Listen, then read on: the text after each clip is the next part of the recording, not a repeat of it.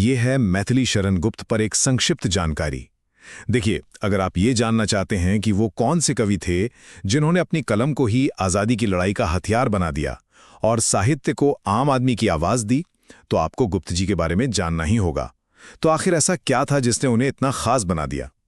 सबसे पहली बात, उनकी नींव। उनका जन्म हुआ था 1886 में झांसी के चिरगांव में। और मजे की बात यह है कि उन्होंने ज्यादातर ज्ञान खुद पढ़कर, मतलब स्वाध्याय से हासिल किया। और इसी गहरे ज्ञान ने उन्हें उस समय की साहित्यिक परंपराओं को चुनौती देने का आत्मविश्वास दिया।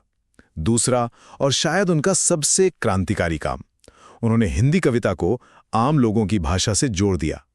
आप सोचिए, उस दौर में जब ज्यादातर कविता ब्रज भाषा के भारी भरकम शब्दों में लिखी जाती थी, गुप्त जी ने खड़ी बोली को चुना। खड़ी बोली मतलब वही भाषा जो लोग असल में बोलते थे और जो आज की हमारी हिंदी का आधार है ना?